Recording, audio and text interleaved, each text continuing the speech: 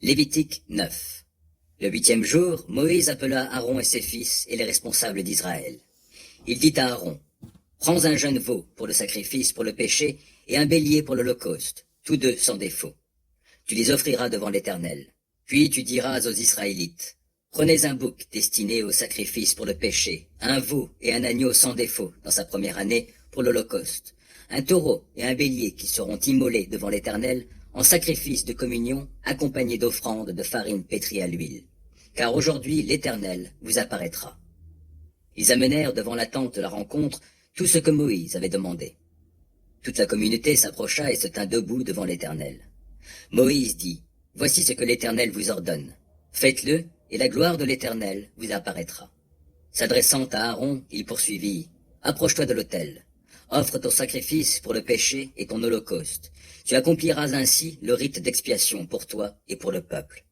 Offre aussi les sacrifices et les offrandes du peuple et accomplis le rite d'expiation pour lui, comme l'Éternel l'a ordonné. » Aaron s'approcha de l'autel et il égorgea le veau de son sacrifice pour le péché.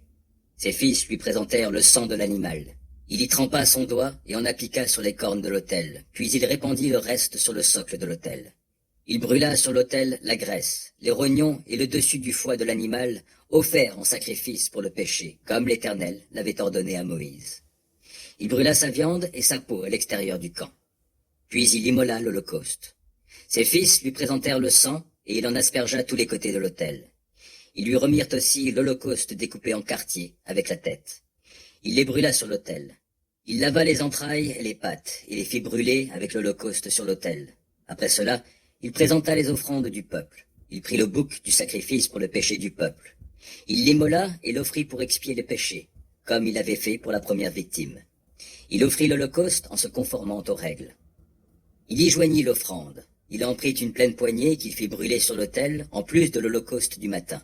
Il immola le taureau et le bélier en sacrifice de communion pour le peuple. Ses fils lui présentèrent le sang dont il aspergea l'autel sur tous ses côtés. Ils lui remirent aussi les parties grasses du taureau et du bélier, la queue, la graisse qui recouvre les entrailles, les rognons et le dessus du foie.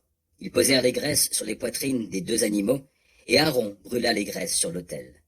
Il fit avec les poitrines et le gigot droit le geste de présentation devant l'Éternel, comme Moïse l'avait ordonné. Puis Aaron leva ses mains vers le peuple et le bénit. Il redescendit de l'autel après avoir offert le sacrifice pour le péché, l'holocauste et le sacrifice de communion. Moïse et Aaron entrèrent dans la tente de la rencontre.